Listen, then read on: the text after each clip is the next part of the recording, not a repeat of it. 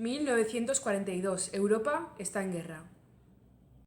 La política de apaciguamiento impulsada por Gran Bretaña había fracasado. En 1939 estalla la guerra. Sin embargo, a finales de 1942, con la entrada de Estados Unidos, la guerra dará un giro importante.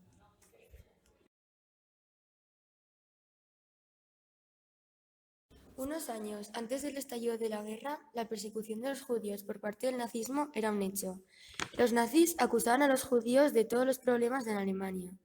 En julio de 1942, la familia de Ana Frank, una niña alemana con ascendencia judía, tuvo que ocultarse en una casa de Ámsterdam durante más de 2 años.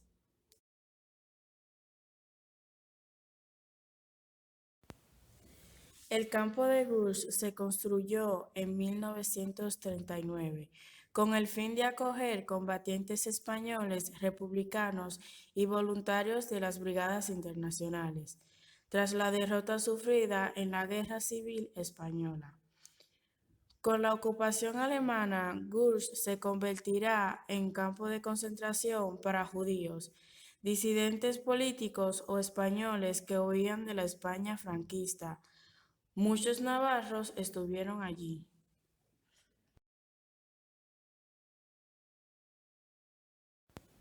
Madrid, 1942. El régimen de Franco se encuentra en su primera etapa.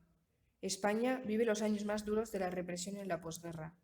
Cárceles abarrotadas, juicios sumarísimos, condenados a muerte, a trabajos forzados, mujeres humilladas.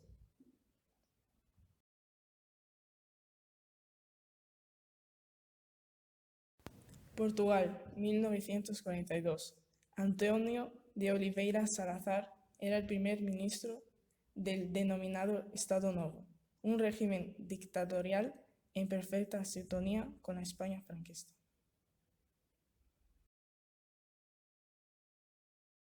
¿Y tú? ¿Dónde estabas entonces? ¿Dónde estabas en 1942? ¿Dónde estabas entonces cuando tanto te necesité? Te quiero defender de mi alma y déjame en paz. Quiero intentar no volver a caer. Pequeñas tretas para continuar en la brecha. Me siento hoy como un avión llamado a las filas de la insurrección.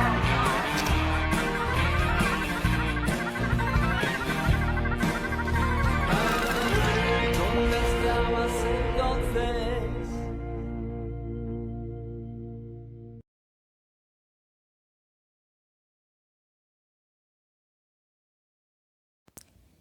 Ana Frank.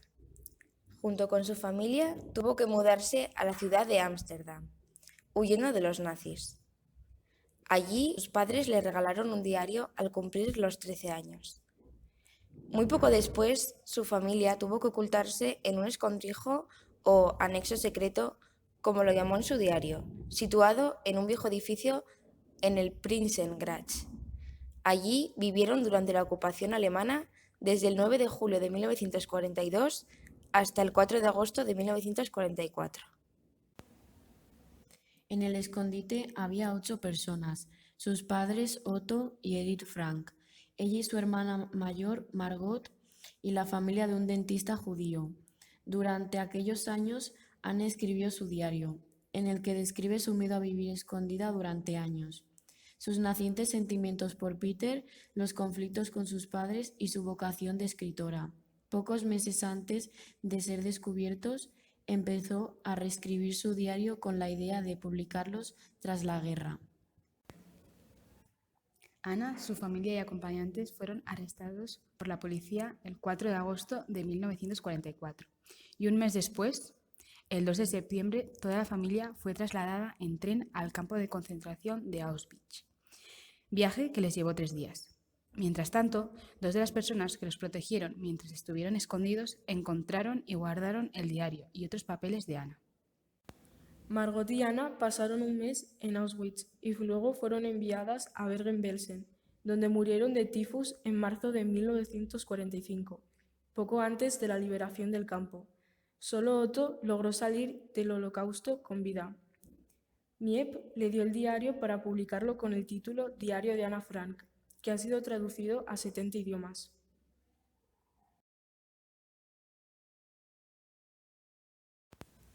Gurs. Testimonio de Luis Ortiz, superviviente del campo de concentración de Gurs, que falleció el 9 de marzo del 2019 a los 102 años. Nos contaba Luis, la comida es escasa y pésima, no hay servicios sanitarios, ni agua corriente, ni saneamiento. El campo no está drenado y con la lluvia el barco así impide los movimientos. En los barracones ni había cocinas ni nada.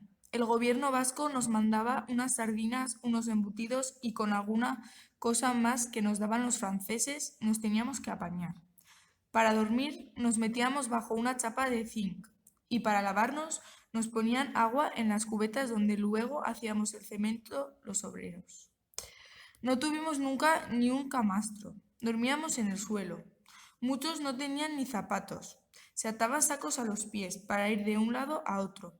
Íbamos con unas camisetas rotas, llenas de agujeros, y nos tapábamos con mantas viejas. Una cosa terrible. Teníamos unos grifos de agua fría, y ahí te lavabas. Pero ¿lavarte con qué? Si no había ni jabón. Nuestro barracón estaba cerca de la carretera. Una suerte, porque los domingos venían chicas en bicicleta desde los pueblos cercanos y nos gritaban desde el otro lado de la valla: ¿os hace falta algo? Cogíamos un papel y un lápiz y escribíamos: me llamo fulanito, estoy en el barracón número tal, necesito jabón, hojas de afeitar, pasta de dientes. Lo tirábamos con una piedra al otro lado. Entonces, el domingo siguiente te llamaban por los altavoces: Luis Ortiz Alfao tiene visita. Y esa gente de la zona nos traía jabón o pasta de dientes o lo que fuera. Una vez me trajeron unas pastillas de chocolate. ¡Chocolate! Con eso eras capitán general.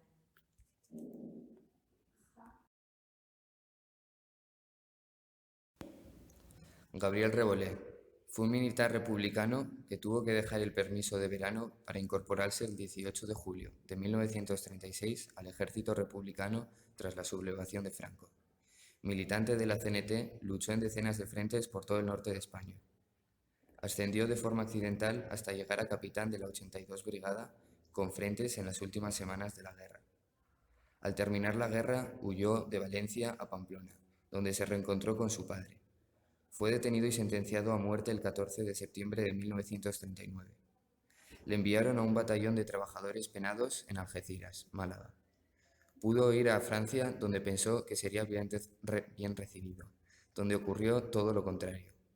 En noviembre de 1945 entró en el campo de Gurs, donde estuvo varios meses antes de negociar su liberación para trabajar como enfermero el 5 de mayo de 1946.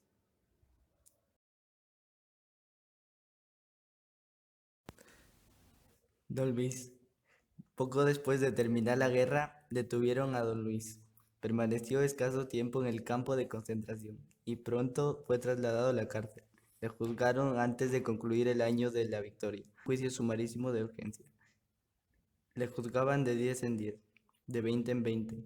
A Don Luis le tocó con algunos de los que había construido el sindicato, con otro que se había incautado con el de las bodegas, con 2 periodistas, un obrero que había incendiado la iglesia de su pueblo, con el cura dentro, uno que estuvo en una checa. En lo que escuchaba el informe del fiscal, crecían su perplejidad y su asombro. El fiscal era un joven capitán. Parecía recitar una lección con un tono frío y un ritmo monocorde que desentonaban de los duros dicterios. Asaltantes desalmados, horda inhumana, violadores de la propiedad, chacales, siervos del marxismo internacional. Había absoluto silencio en el pueblo asistente a la vista. Un silencio que duraría años. Don Luis buscó con la mirada a su mujer y a su hijo, que debían de estar entre el público. Al verles intentó forzar una sonrisa, pero se le humedecieron los ojos.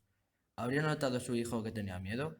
Don Luis estaba sentado en uno de los primeros bancos, junto a su madre, y permanecía impasible. Doña Dolores le lloraba.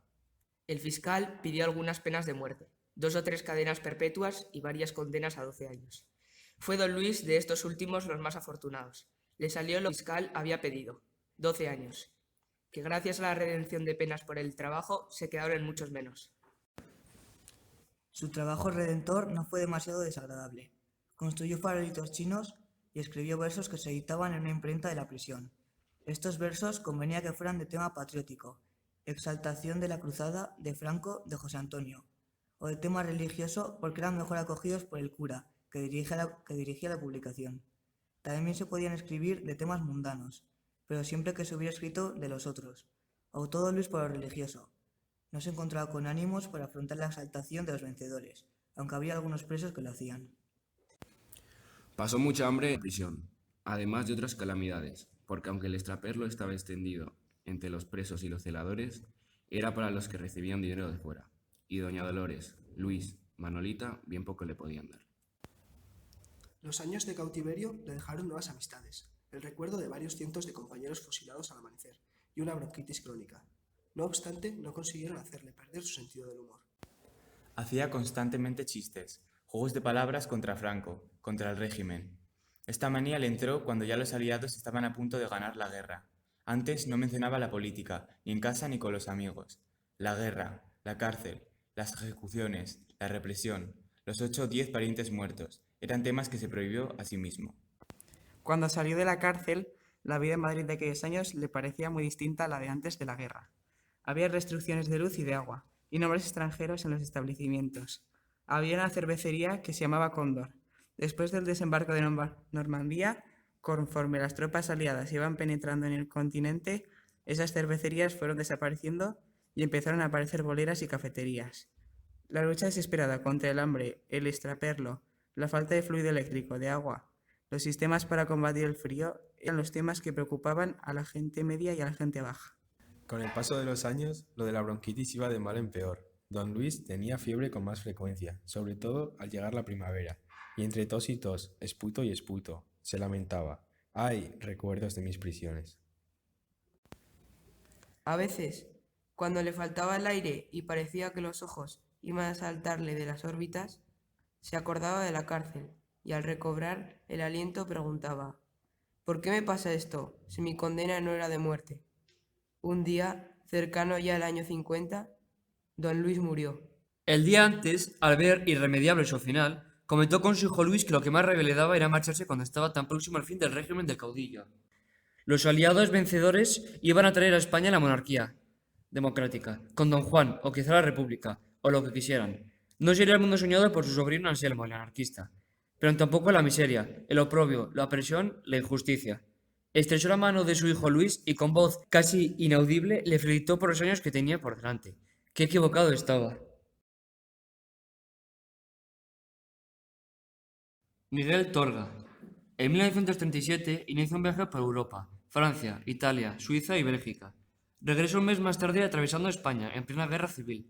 Su posición contraria al régimen de Salazar le traerá problemas con la censura. En 1939, en su narración El cuarto día, hizo una clara denuncia del franquismo y del fascismo de Mussolini. Esto le supuso la incautación del libro y su detención por parte de la PVDE, Policía de Vigilancia y Defensa del Estado. Al menos 3 meses estuvo en la cárcel de Aljuve, solo por pensar distinto. Fue liberado el 2 de febrero de 1940. En 1941 publica su libro, Contos da Montana, que otra vez será incautado por la PVDE. Uno de esos cuentos, Frontera, es el que han leído nuestros compañeros de Lisboa. Desde Pamplona mandamos un saludo para todos vosotros.